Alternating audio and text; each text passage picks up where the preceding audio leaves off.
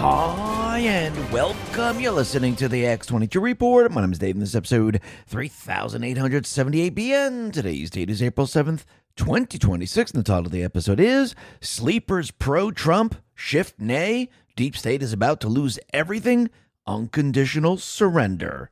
Now, we all know Wall Street doesn't lose money on sell-offs. You do. They create the panic, wait for you to dump your position out of fear and scoop it up at a discount. The big banks aren't selling their gold, they're buying yours. Every time the headlines scream, regular people sell, every time regular people sell, the institutions are right there, waiting with open hands. You built portfolio insurance for a reason. Don't let a red day hand it over to the people who cause it. That's why I tell people to talk to Noble Gold Investments. They will help you build a long-term plan and, more importantly, help you stick to it when the noise gets loud. The minors' up and downs, that's weather. The long-term trend, that's climate. And the climate has been favoring gold for 5,000 years. So the next time you see a dip and you feel that knot in your stomach, ask yourself one question. Am I making this decision, or is Wall Street making it for me? Don't let them shake you out of the position you built to protect yourself. That's exactly what they want. And right now, all new qualified accounts receive a 10th ounce American Gold Eagle as a thank you. Real gold in your hands, that's the whole point. Go to X22Gold.com. That is X22Gold.com, or just click the link in the description. And remember, past performance may not be indicative of future results. Investing in precious metals involves risk. Consult your financial advisor before making investment decisions. Let's get into the economic collapse, political and geopolitical news. Now, the deep state, the corrupt politicians, big tech fake news, the puppet masters. We can see as we continually fight against the deep state players and Trump goes after every single one of them, dismantles their entire system.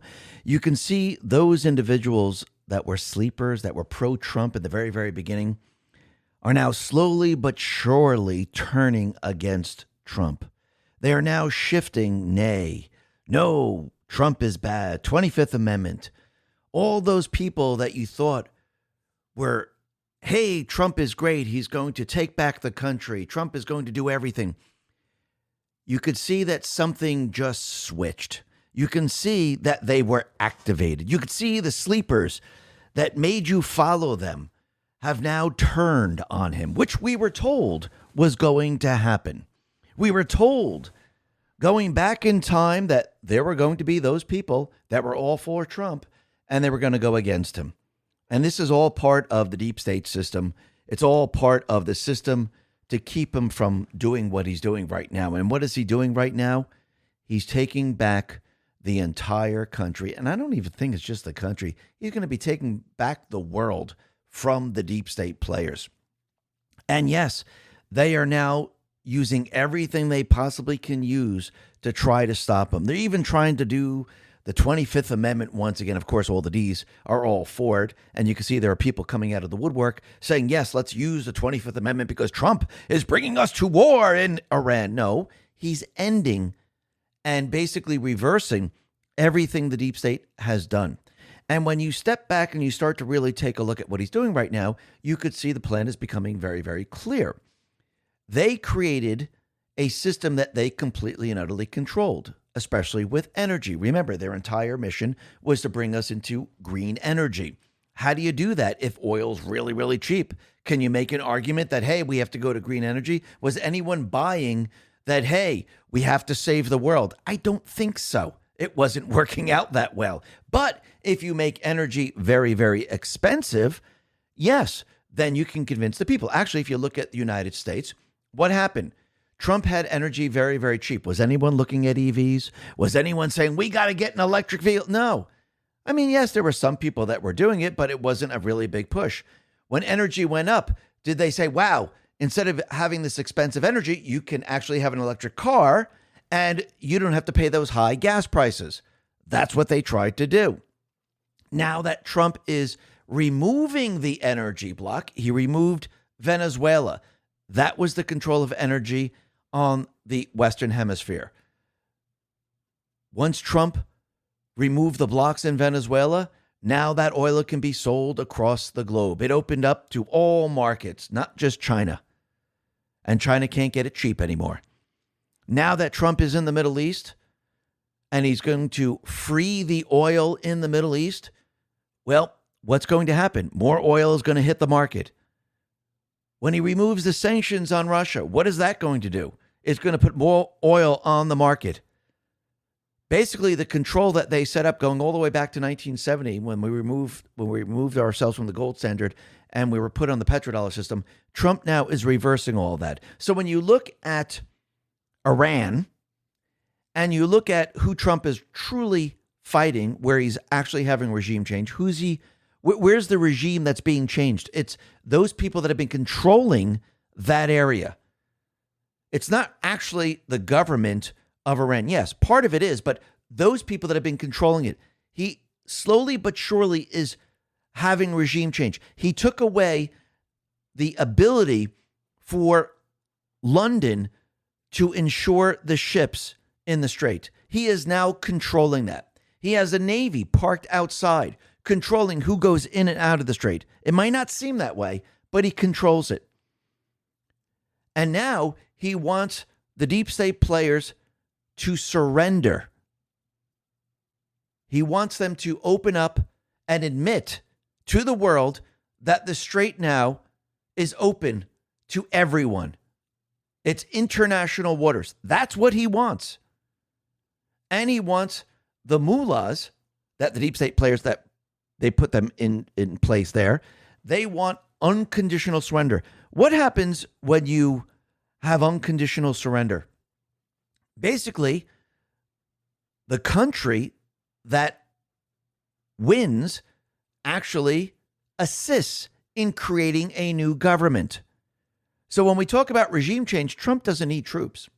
He doesn't really need the people to actually storm the government.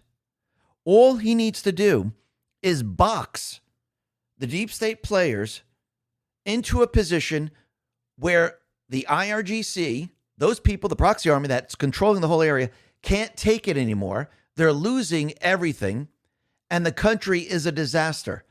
Eventually, they are going to fold. And like we said before, this is a game of chicken. Who's going to swerve first? And you know who's going to swerve first. It's the deep state. It's the IRGC. It's not the people of the country. It's not the army of Iran. It's the IRGC. They're the ones who've been controlling the entire region. So once they surrender, it's game over. Trump, he has regime change. That's why he keeps saying, we already had regime change. He took over the insurance. He controls the Strait. He just wants it announced to the world. He wants them to say, we give, it is international water. Any ship can sail into the Strait. You know what that does? The whole entire fear tax goes away. All of a sudden, oil prices are going to drop like we've never seen before. And when the IRG finally says we surrender, it makes it that much more simpler for Trump to say, okay, this is what we're going to do there. Just like he did with Venezuela. This is what we're going to do. We're going to put in a friendly government that's going to work with the United States, and we're going to have a whole government that's going to be created, and we're going to remove the IRGC once and for all. That is what Trump is doing. And the deep state, they're about to lose every single thing. Now, Trump let everyone know there's a deadline that he'll be bombing Iran. Now, we see that the head of Pakistan, he's trying to tell Trump, listen, maybe we should have a little bit of time. Maybe we should talk about this. Maybe we should have a little bit of a ceasefire. But once again, I think Trump at this point, unless he hears, could be wrong, unless he hears the Strait of Hormuz is open, I think he's going to bomb. Now, once again, what is Iran doing? Well, Iran, and when I say Iran, I'm talking about the IRGC, the mullahs, the deep state players. What are they doing? Well, basically, they're doing exactly what terrorists do. They're going to put women and children in the areas that Trump said he was going to bomb. Now, that'd be funny if he, not really funny, but it'd be very interesting if he didn't bomb those areas, but he bombed other places that they didn't expect, and they're all just standing there going, what just happened? But again, under the Geneva Convention, this is a war violation of what they're doing. And actually, if you go back a little bit in time, Hamas did the same exact thing. Ukraine did the same exact thing, where they created bases in hospitals, in malls, And basically, they put their bases underneath. So when they were attacked, they had shields and they could blame it on like Russia. Oh, look, they just hit the people. But they were going after what? The base underneath. Again, they're the ones, I'm talking about Ukraine, I'm talking about Hamas, I'm talking about Iran. They're the ones who are violating the Geneva Convention. This is a war. They're committing the war crime. They're the ones who are doing it. So basically, you could see that Trump now, he's getting prepared and ready to go full out on the deep state players. And what's very interesting, he said something in his post where we're going to wipe out a civilization, and everyone's taking him literally that the Iranian people are going to be wiped out. No, the Iranian people are going to be safe. The civilization that he's talking about is the civilization that the deep state players put into place. It's the mullahs, it's the IRGC, it's the faction of terrorism that they put into the country. That civilization is going to be wiped out. The Iranian army, the people of Iran, they're going to be okay. He's not touching those people. And you can see that Trump has already made moves on Karg Island because now he's removing certain areas, not touching the oil facilities, but removing the missiles, removing the ammunition, removing the troops there. Because again, once he has control over that, and the deep state players lose that control, they lost control of the insurance, they lost control of who can be brought in and out of the strait, and they lose control of supplying the oil from the island. So who has control then? Trump does. This is what Trump is going after. He's going after this area, and it looks like he's going to get it. And eventually what's going to happen, without any ground troops, without going into Iran, because you know this is what the deep state players want. They keep saying, hey, don't go with a deal. Don't have a ceasefire. Don't surrender. We want him to bring troops. We want him to get so frustrated that he brings troops onto Iranian soil, and this way we can have this long out drawn war. This is not going to happen because Trump has a completely different strategy to continually back them into a corner where they have nothing left. And eventually the people are going to see that they have no strength, nothing left, and the people will start to realize that, wait a minute, they have the power. Is Trump depending on them to overthrow their government? No, because he knows eventually what's going to happen is there's going to be a surrender. And once they surrender, it's just completely and utterly game over for them. And that's when the regime change is going to happen. And you can see that every step of the way, they're going to try to delay this, but in the end, it will all fail. Because who has the leverage? Trump has the leverage. Trump is going to win in the end against the deep state players. And all these people, all these naysayers, they're all going to be wrong once again. And you can see what Trump is doing. He's doing all of this so we could take back the country. And you have to remember, taking back the country is not just arresting a couple of idiots. And it's not about just exposing, the pedo island. Yes, that's part of their system. But the system is much, much larger. It's wider, deeper than anyone could imagine. Why do you think Todd Blanche right now is going and working with J.D. Vance to expose the money laundering operation? This is their money-making system. Yes, the Epstein was the control of politicians. But again, this is just parts of the system. It's not the system itself. It's parts of the system. And yes, Venezuela was part of the system.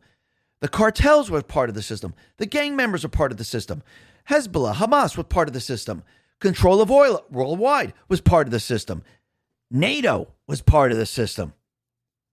I think everyone's starting to realize that system that Trump has been talking about. And actually, if you go back, I think it was around March or April of 2020, when he let everyone know that the deep state system is much, much larger than they could ever imagine. Because when they started to look at the classified information and they started to see what they were doing, they realized the money-making system that they had that was operational, how they were making the money, how they were covering their tracks, how many NGOs there were, how many shell companies there were, how many people were on the take within the country, how much money was flowing through this system, how many people are blackmailed, how many people were at Epstein Island, how many people have different fetishes that they put into place, how many people were installed because Again, these people aren't elected, and those people that in the state level, the local level, they were installed. How many illegals they were brought into this country, how they developed their cheating system during Obama's time. Yes, there was a cheating system before that, but Obama tested it, made sure it worked properly, and then expanded upon that, which we'll be talking about in a little bit. And think about it. Everything that they did, the infiltration, everything is all part of their system. This is what Trump is fighting against. This is what he's dismantling right now. So the notion of you can just arrest Hillary or Obama and that's going to solve all of our problems is absolutely ridiculous. Because unless you get rid of the system, unless you expose it and the people understand it, nothing changes. But we have to have everything in place. I mean, if we're going to have accountability, you need judges. If you have all the judges that are blackmailed, those people that are getting kickbacks, and they're all activist judges, how in the hell are you going to have justice? I think President Bukele proved that in El Salvador. He said, listen, the whole system's corrupt. What I got to do here is if I'm going to bring anyone to justice, I'm going to have trials. I can't have these judges. They don't follow the rule of law. They're on the take. They're completely and utterly corrupt. I have to remove them. And we have to bring in judges that are going to actually follow the laws of El Salvador. And that's what he did. And look at El Salvador today. He didn't do it the first second. He had to put everything into place. He had to build the prison. He had to round up the gang members, the cartel, and everything else. And then he had to remove the judges. He had to get rid of those people that were on the take, those people that were blackmailed. That's what Trump's doing. That's a small, tiny country. Think about what Trump is dealing with. It's not just the United States. It's Europe. It's Australia. It's New Zealand. It's everywhere. That's what he's doing right now.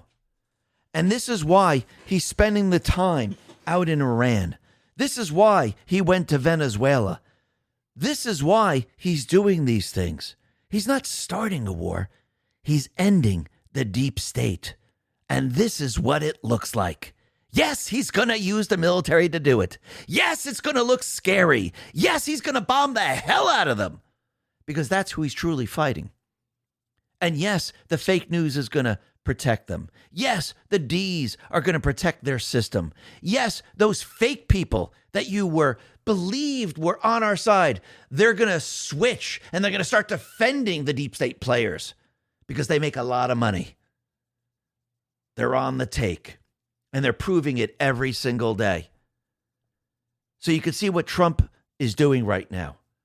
And yes, eventually what's going to happen, as Trump shows them that he means business, they will fold. And you're going to see that mission will come to an end. The fear in the Middle East will come to an end. The terrorists that they've created will come to an end. Just like it's coming to an end on the Western Hemisphere with the cartels and the gang members. This is what he's doing right now. Because again, he's reversing everything the deep state, the central bank has put into place. And yes, this goes all the way back to 1913. And we can see we are on our way. We'll be talking a lot more about this a little bit later. But first, look what is happening out in Boston. Remember going back a little bit in time when they said, hey, we got to get rid of the police. Let's defund the police. And they started to defund the police. And we're going to send social workers to deal with people. Well, it looks like that didn't work out too well because we have our first, maybe not our first, but one example of how it went. Boston deployed mental health clinician to deal with sword-wielding violent criminal. The worker was injured. Suspect shot dead by cops. So sending social workers to deal with a samurai sword-wielding insane people instead of police seemed like a good idea up until the moment the unarmed social worker's arm is sliced off. So once again, all of this where they said, oh no, social workers can handle this, it's absolutely ridiculous. It makes no sense whatsoever. Unless you don't want police when you actually have the insurrection against the country. This way, there's no law enforcement to stop you. You think they were planning that? Of course they were. And you can see this is why they were bringing in all these illegals into this country. This is why they set up sanctuary cities. Because again, they were infiltrating this country.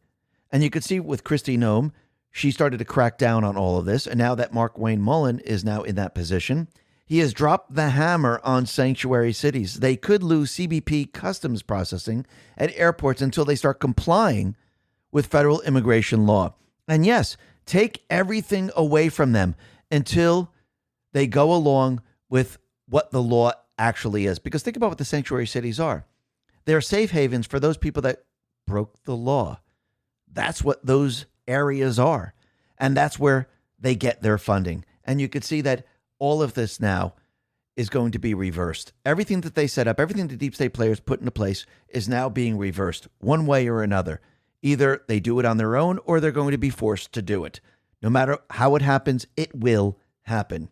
And you can see that China, they're fighting back with everything they have. First of all, they have the China bots out there pushing the 25th Amendment against Trump. And yes, all the Democrats are along for the ride. And you have Alex Jones now is pushing the 25th Amendment. Barnes is pushing the 25th Amendment. Of course, Marjorie Taylor Greene is pushing the 25th Amendment. You can see they're all on board with all this. And once again, you can see the sleepers now who are pro-Trump. Now they're turning on Trump. You see how this works. And you can see that China now really doesn't want data centers in this country, because you have to remember, if you go back to the World Economic Forum, what did they do back then? They told you that information is the key. AI is going to change the world, and they wanted control over AI. And AI was going to be based in China because they loved how China controlled everything, how they had censorship set up, how they can manipulate what people are learning.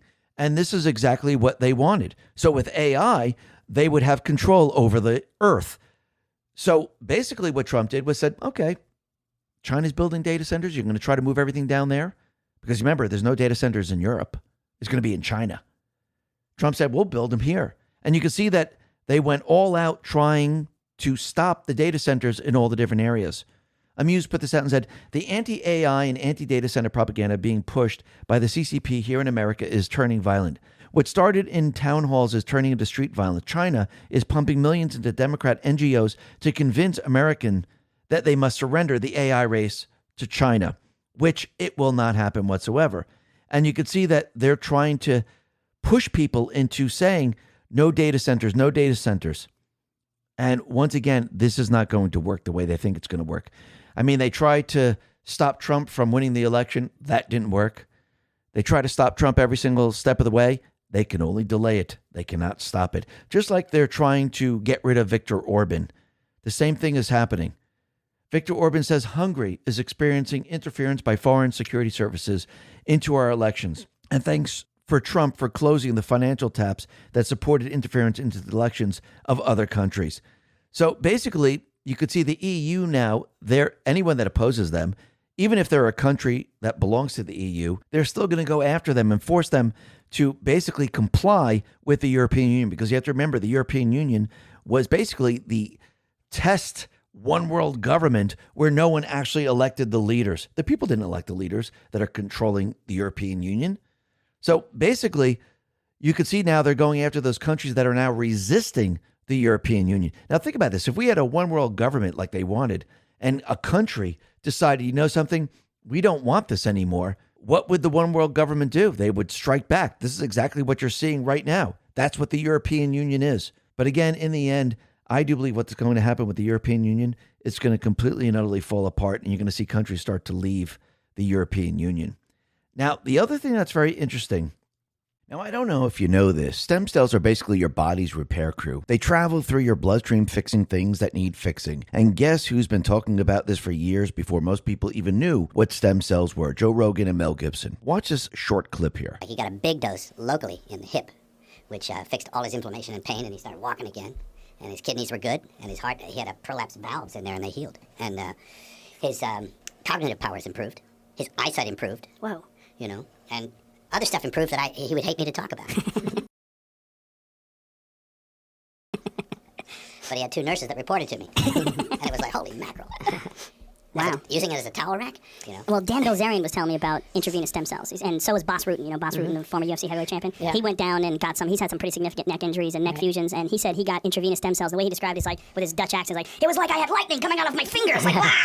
Now, here's the crazy part. Stem cell therapy exists, but most people can't access it. If you want real treatments, you usually have to fly overseas and spend $30,000, sometimes $50,000 for a single injection. That's completely out of reach for most people. But while digging into all of this, I found something fascinating. There's actually a natural way to support your body's own stem cell activity, and it comes from something you never expect: high Flavanol cocoa. Studies have shown that the flavanols in cocoa can stimulate stem cells to leave the bone marrow and circulate through the bloodstream, almost like bees leaving a hive. And if you think this sounds crazy, listen to the one of the most famous cancer researchers in the United States break it down. Is it true that cocoa activates stem cells? I'm a pancreatic cancer researcher, so let me explain the science behind it. Everybody always says that dark chocolate is very healthy for you. That is because dark chocolate or hot chocolate are made out of cocoa or cacao, and cocoa is super rich in flavanols, which is where all of the health benefits are coming from. When you consume flavanols, your body produces nitric oxide, and nitric oxide is not only critical for expanding your blood vessels, it also commands your body to release stem-like repair cells from your bone marrow, which repair the lining of your blood vessels when they become damaged. In one study, patients with coronary artery disease were given high flavanol cocoa, and the lining of their blood vessels improved by up to 47%, and there was a twofold increase in those repair cells floating around in their bloodstream. So consuming cocoa that is very rich in flavanols is amazing for your heart health, but many products and supplements are usually heavily processed, which removes a lot of flavanols. So if you would like a recommendation, I really recommend the Black Forest cocoa because it is super rich in flavanols. It is not chemically processed. It's vegan, non-GMO, gluten-free. It's made in America and third-party tested here, and it is super delicious and mixes really easily into any kind of liquid. Put it in your milk, coffee, even oatmeal. Each bottle will last you for a month, and they have really great reviews behind it already. So if you want to check this out, I will leave a link right down here where I get it from so you can see all of the reviews. And if you have any questions about how this works, please let me know in the comment section. Look, don't take it from me. You just heard the science. All I'll tell you is this. I started using it and the difference has been night and day. I mix a scoop into my coffee every morning and that's it. And right now they're running the biggest sale of the year. Buy one, get one free deal for the next 48 hours. They're basically giving it away just to get it into people's hands. So if you want to try the same high flavanol cocoa researchers are talking about, hit the link in the description before it disappears. Go to blackforestsupplements.com/X22. Is that as Trump keeps pushing back against NATO and threatens to leave NATO and maybe to fund NATO, because again, do we really need NATO? No, actually, when all the sanctions are removed and Trump is doing business with Russia, what is the purpose of NATO then? We don't need them whatsoever. And what's very interesting is that there was a joint statement between Argentina and Chile. And Chile announces support for Argentina in its claims over the Malvinas Islands. They will form expanded working meeting for attracting investment. MJ says if NATO is gone, Argentina is definitely invading to retake the Falkland Islands. With Chagos Starmer completely torched, the deterrence Thatcher built with the last war, and Malay could easily take it.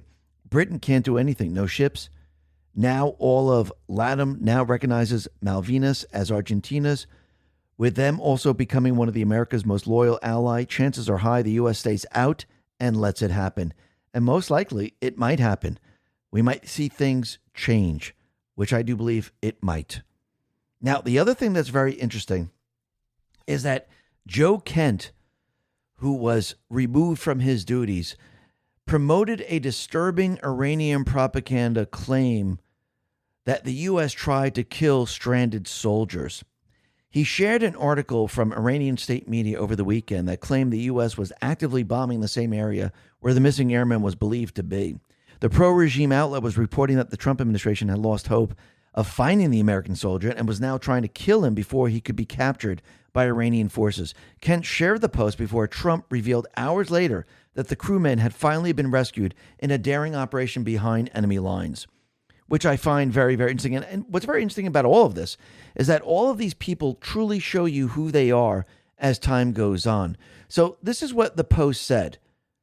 Iranian state link Tasnim News, citing a military source, claims U.S. forces are bombing areas in southwest Iran where a missing pilot may be located, alleging Washington has lost hope of recovery and is attempting to kill him.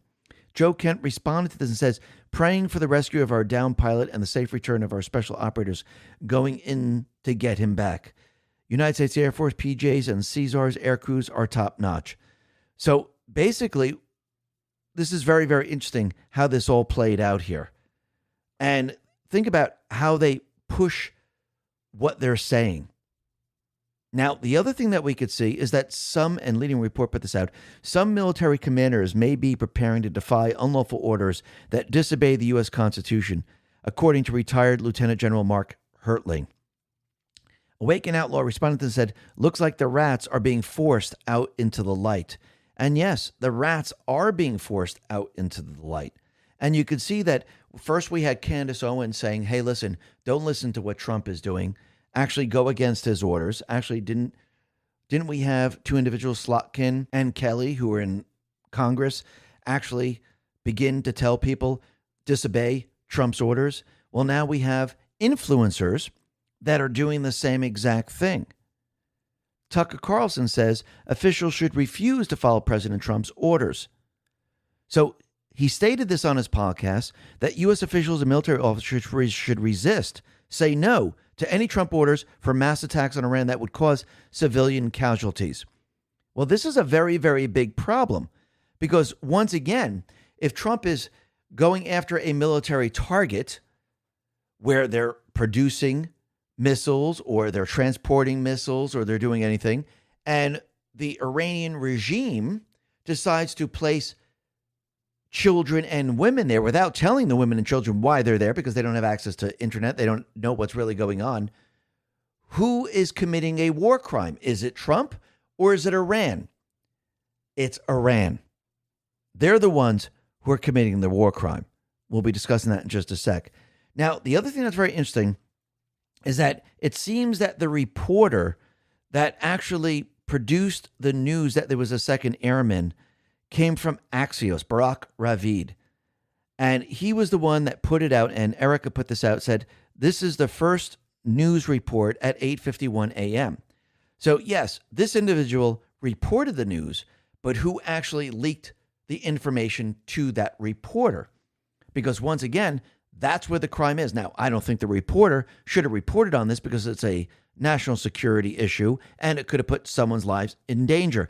But again, who is the person who actually leaked that information? They're the ones who committed a violation in this country, who broke the law and actually put soldiers in harm's way. I think both are responsible, but the actual person that actually put out that information, that's the person that needs to be arrested. And it seems like Trump and team have now narrowed down the leak of classified information, and they're going to actually reveal that name probably very, very soon. But you could see the IRGC, they're now threatening everything. They said restraint is over. They're going to obliterate U.S. linked infrastructure and starve the world of oil for years to come. So basically, the deep state players have given their proxy army instructions that the world will no longer have oil. Well, except, Russia has oil, the United States has oil, Canada has oil, Venezuela has oil. Yeah, that's not going to work. And if you notice, they continually put out threats over and over and over, which tells you everything you know. Because if they truly had military strength, think about what Trump has done to Iran already. They've killed a lot of the IRGCs. They brought down bridges. They destroyed their missile production. They destroyed their underground tunnels. They removed their navy. They really don't have planes flying. Even if they get one up in the air, it's going to be shot down in a moment's notice. Trump showed everyone that, look, we can rescue a soldier and there is nothing that they can do to try to stop us, which means they don't have air superiority whatsoever. So the leaders are killed, bridges are down, they have hardly any missiles, tunnels are destroyed, but now they're going to do something? What are their options? Well, they had sleepers. Remember, we were told about sleepers. They're all over the place. They're going to wreak havoc across the world. Well, when do you do that? When do you use your sleepers? Do you wait until you have nothing left and then all of a sudden you use sleepers around the world? Or do you do it when you have a little bit of leverage where you can use them? So if they haven't used them by now, are they going to really make that big of a difference if they try to use them now? I don't think so. Or in this country, did the FBI and others, did they actually shut down all the sleepers? That's interesting. Maybe they could use weapons that have never been seen before. But wouldn't they have used them already? Why wait until everything gets destroyed? Why wait until your drone factories, your missile factories, your bridges, your power plants, everything, your Navy's gone? Why wait until the end to use this special weapon? Why? You didn't want anyone to see it? It doesn't make any sense. You would use this special weapon to destroy your enemy right off the bat. So they couldn't do all of these things. Now, the only thing I can really think of that they might use and that they might have is maybe a nuclear weapon. But again, if they bring out any type of nuclear weapon, it will show that they developed a nuclear weapon and Trump was right from the beginning. So what do they have left? Do they just have threats or do they really have something? And the only thing I can think of is some type of nuclear weapon that would actually do real damage. And if they pull this out, it will show the world that this is exactly what they were trying to do. Are they that desperate? That would be very, very interesting because, again, it would prove Trump right. And then that would force all countries to get behind Trump, wouldn't it? Or are these just open threats because they have nothing left and this is all they have? Maybe, maybe not. Let's see how this all plays out. Now, the other thing that's very interesting is that Trump has explained to reporters that the Iranian people yearn for freedom. And Nima Ebdabi explains what Trump means. As an Iranian, let me tell you what POTUS is talking about here. In Iran, if you protest, you die. Not metaphorically. Snipers on rooftops shoot people in the head and chest. In January, the regime massacred thousands in the streets, many of them young people whose only crime was demanding a normal life. When he says Iranians are telling the U.S., please keep bombing, he's describing a population so desperate to be free from a regime that murders them for protesting that they're willing to endure war if it means that the system that has terrorized them for 47 years finally falls. You may not understand that. Most Westerners can't. You've never lived in a country where your daughter can be shot in the face for not covering her hair, where your son disappears into Evin prison and you get a call to come pick up the body, where the internet goes dark so the world can't see the killing. That's what they have lived in a world that you know nothing about means. Before the media turns this into Trump wants to bomb civilians, understand the Iranian people have been begging the world to see them for years. This is the first U.S. president to say it out loud. Absolutely. And think about what Trump and Israel are doing right now. Marin Nafal put this out and said, the deadline isn't yet here, and the strikes already are. Railways in Isfahan, Kashan, Minay, Zanjan, bridges in Qom, Tabriz, Karg Island, the oil hub Trump has been eyeing for weeks. They're not waiting for 8 p.m. They're dismantling Iran's ability to move anything anywhere. Yes, they're removing their ability to move their equipment. Actually, as Trump gave the warning and actually gave Trump, Israel heads up, and they watched what they were planning to do. They were watching movements. They were watching what they were going to do. And a lot of this is psychological, to see what they were going to do. And you could see right now that they're going to hit more bridges. Now, of course, the deep state, the Ds, and the rest are all saying, oh, this is a war crime. Trump is hitting bridges. Well, let's go back a little bit in time. Remember when the Ukrainian forces used British drones to destroy a Russian-held bridge over the river in a breakthrough operation that will shape the future of war, it said? And they said this is how warfare will change. They were all for the British drones destroying the Russian-controlled bridge. Did they call it a war crime? No, they did not.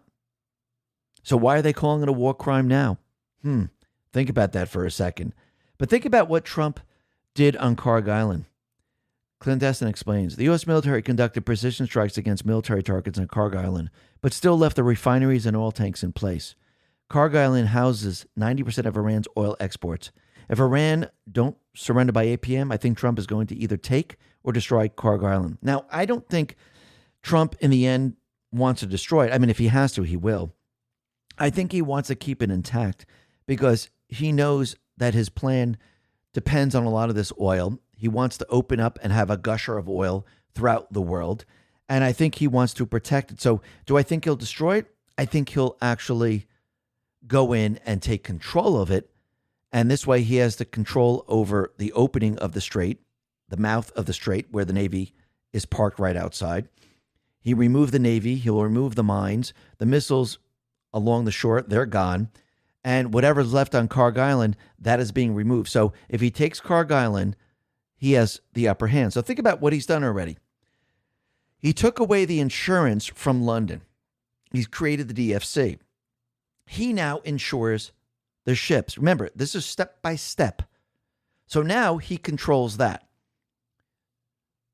London, the deep state players, do not. The Navy really controls who can go in and out of the strait, so he controls that. If Trump takes control of Karg, he has full control. He has control of the entire area. And all he wants is the deep state players to admit that this is international waters. Once it's said, it's game over. Now, Trump can do this by force. He can go in there. He can open it up, protect the ships, insure the ships, supply every single ship with oil because he's taking control of Karg. But he wants the deep state players to say it. He wants them to surrender this area. Because again, think about what he's doing right now.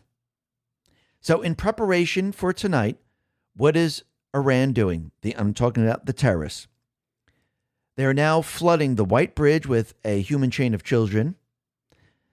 They're now sending women and children to the power plant to get prepared in what Trump is going to do.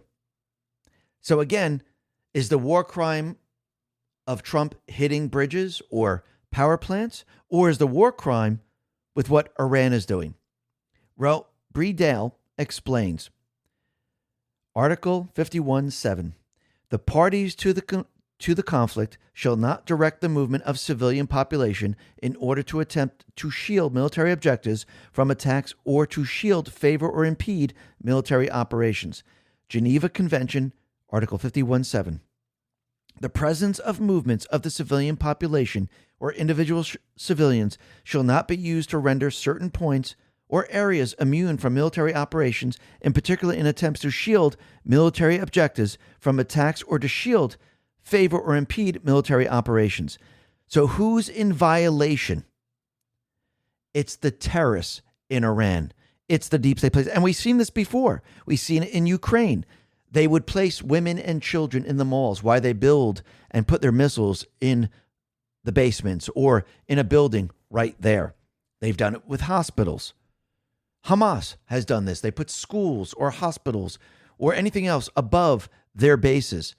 They're shielding their military targets. This is against the law.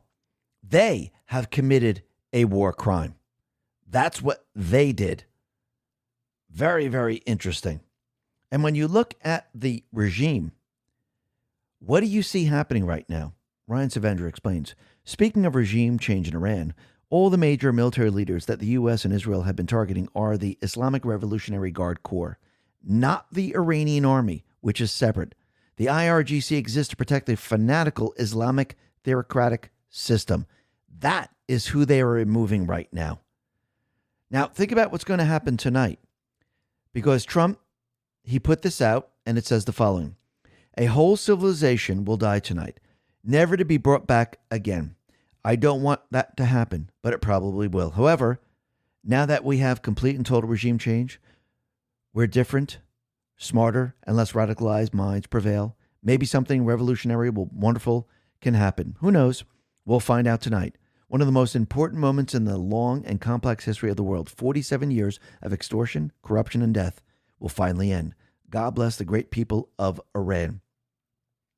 So everyone's looking at this saying a whole civilization, and they're reading this completely wrong. But before I get to that, Joe Pollack says, even if nothing happens tonight, the valuable intelligence we are likely gaining as Iran reacts to Trump's threats, made more credible by the media Democrat freakout, is invaluable. We're watching what Iran is trying to protect and how. TDS as a weapon is the great revelation.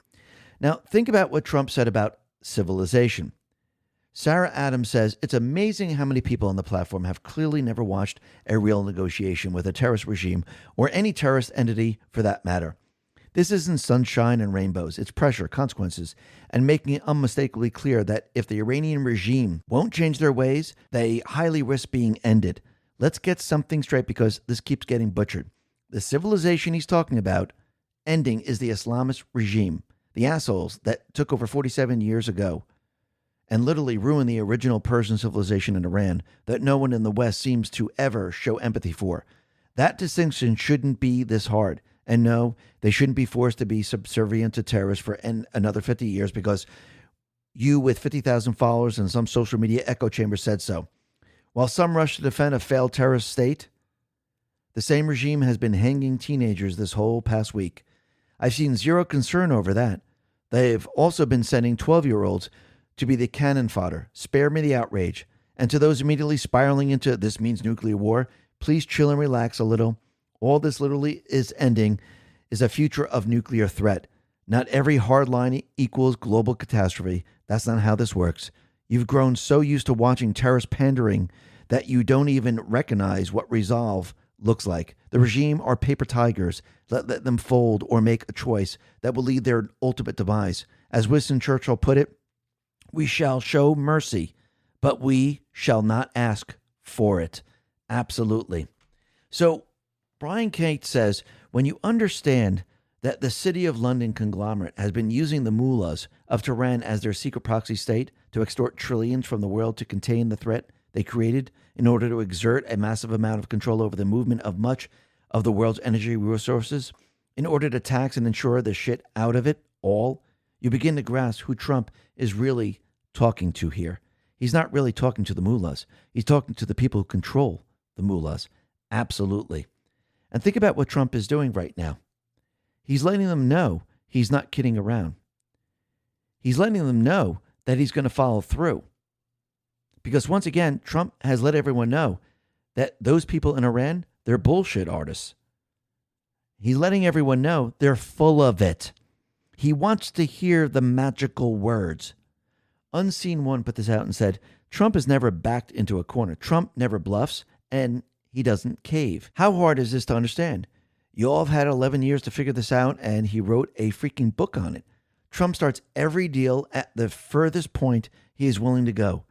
He will deal towards a more compromised position. If the other side gives up things, he will give up some of the stuff he doesn't really care about. Idiots call this taco instead of deal making, either because they're too stupid to understand or think others are too stupid and they want to push a negative talking point about the ultimate deal made. Both sides continue until a deal is struck. If they can't come to an agreement, Trump will revert to his original position and go with that.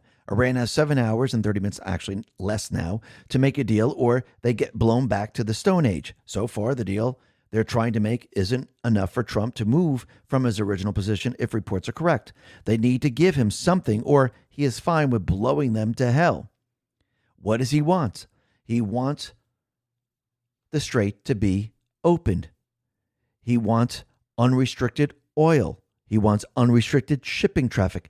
He wants the Strait of Hormuz to be international waters. He wants them to say, just like in the original negotiations, he wants them to say, we will not develop a nuclear weapon. He said they never said the magic words. They couldn't do it. Broader demands include a stronger nuclear deal. So he just wants them to say it. That's it. It's very, very simple. And he wants them to surrender. How do we know this? Well, he said this going back in time, back into March. He says there'll be no deal with Iran except unconditional surrender. After that, and the selection of a great and acceptable leaders, we and many of our wonderful and very brave allies and partners will work tirelessly to bring Iran back from the brink of destruction, make it economically bigger, better, and stronger than ever before. Iran will have a great future. Make Iran great again. Thank you for your attention to this matter, President DJT. So basically, Trump wants unconditional surrender. Now, yes, you're going to see a lot of information coming out of Iran, a lot of information coming out of other leaders across the world like Shahbaz Sharif. He is now telling Trump that, can you delay this? He said diplomatic efforts for peaceful settlement of the ongoing war in the Middle East are progressing steadily, strongly and powerfully, with a potential to lead to a substantive result in the near future. To allow diplomacy to run its course, I earnestly request Trump to extend that deadline for 2 weeks.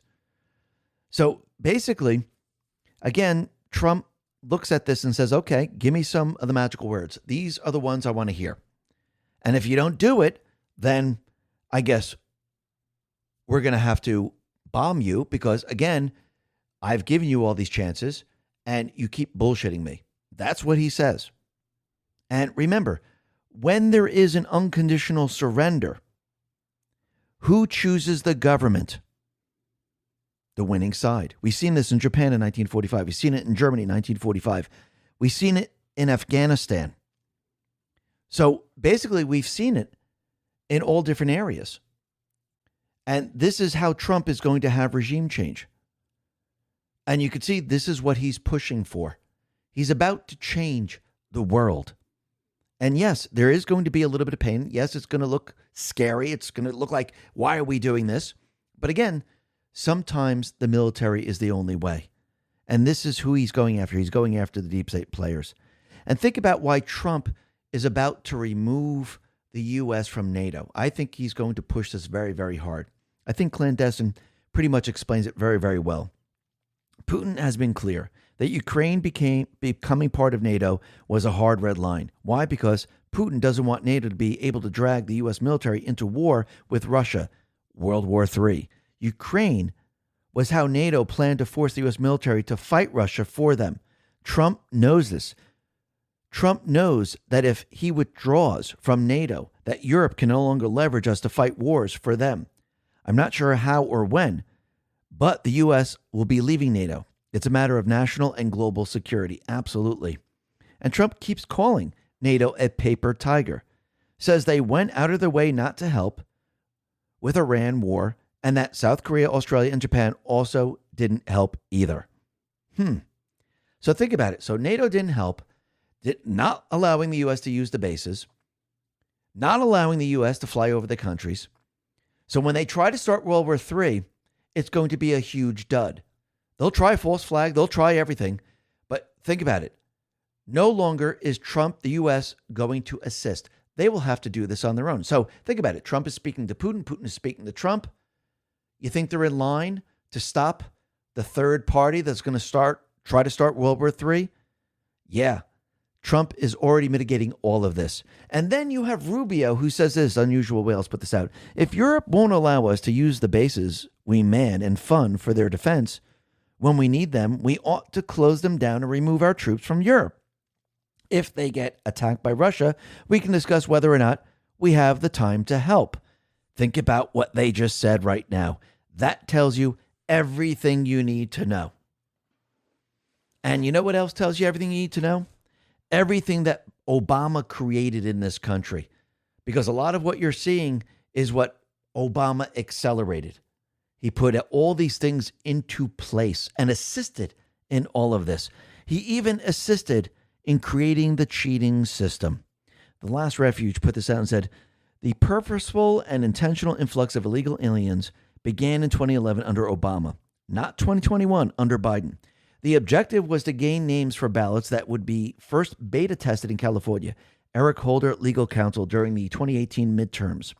After the 2018 mail-in ballot success, they needed a mechanism to trigger it nationally. COVID-19 was deployed, intelligence operation, and Five Eyes helped.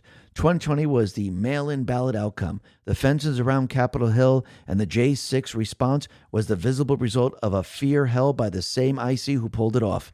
Immediately following, they needed to backfill names to match ballot quantities that made 0 sense and construct a cover operation.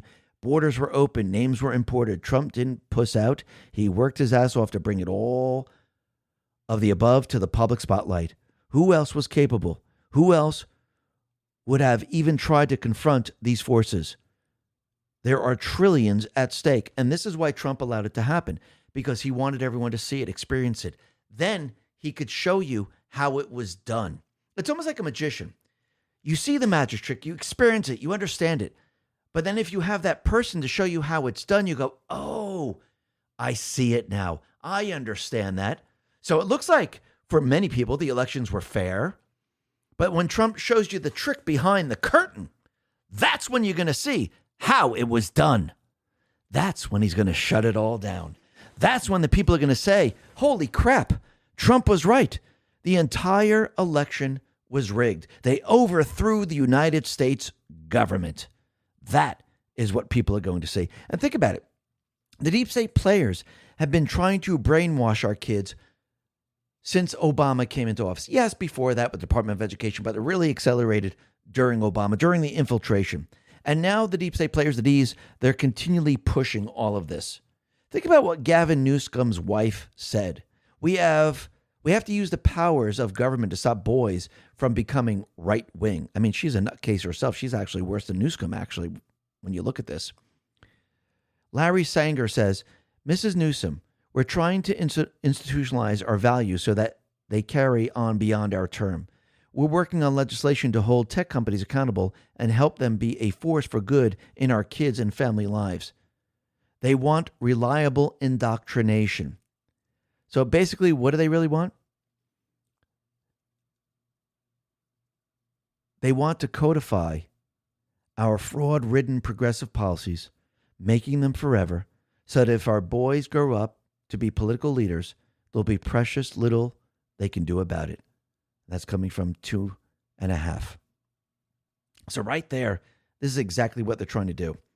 And this is why they're trying to stop Trump every step of the way, because their infiltration plan is failing. Trump is reversing all of it and shutting it down, dismantling it right in front of our eyes. And you could see the Ds, they're all out there pushing articles of impeachment. Democrat Representative Yasmin Ansari is filing articles of impeachment against Pete Hegseth to stop what he's doing out in Iran.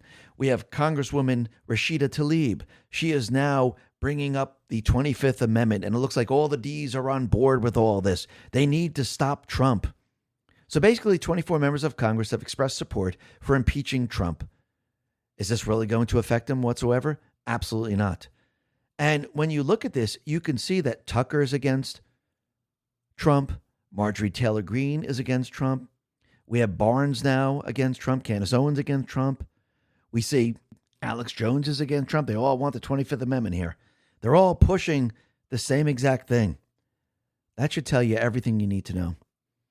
All of a sudden, the sleepers now are activated, and they're all forming a line against Trump. Is Trump? This is why they pushed, MAGA is being divided. This is why they pushed all this, because this is what they're being instructed to do. They're completely against Trump. And as Trump continually goes after the deep state players, what else do you think they're going to do? They're going to push even harder and harder. And you're going to see other people, other sleepers, all of a sudden they're going to be activated and they're going to come out of the woodwork. Because again, as he continually dismantles the deep state players and actually approaches that point where we're actually going to have justice, this is when you're going to see a lot more of them. I mean, think about what Trump is doing right now with acting AG Todd Blanche. They have 8,000 fraud investigations that are underway right now, and more are coming. Trump now is shutting down their entire money laundering system. This is what funds the deep state players, not just in this country. It's not going to Somalians. Yes, a very small portion of it is. But think about it, where this money is being diverted to fund the rest of the world, to fund Europe, to fund everything that we're seeing today. They're now exposing it. They're tracking it all down. And yes, it's going to be in the trillions of dollars. And it's going to make a lot more sense to the people. Sometimes you got to show the people. And you can see that Trump, he's put trusted people in positions. They're basically restructuring all the agencies. And I think Ezra Cohen pretty much confirms this. He says in Trump 1, POTUS had understandable dislike of CIA due to incompetent, malicious leadership. Same for Joint Staff. Night and day difference in Trump 2. Under the competent leadership of Ratcliffe and Kane, POTUS is empowering their orgs to great effect. So he's doing this with the DOJ. He's doing this with the FBI. He's doing this with the CIA. What you're witnessing right now is that Trump now is taking control of the deep state organizations that were there to protect them. He has now turned them around, and now he's using them for what they were really put into place to do. And they're going to be used to take down the deep state players. And this is what Trump is doing right now. So yes, in the end, what's going to happen is the deep state, they will surrender to Trump in the end. Why? Because the Patriots are in control. Listen, everyone, thanks a lot for listening. Be well, be safe, and especially be prepared. Thanks a lot.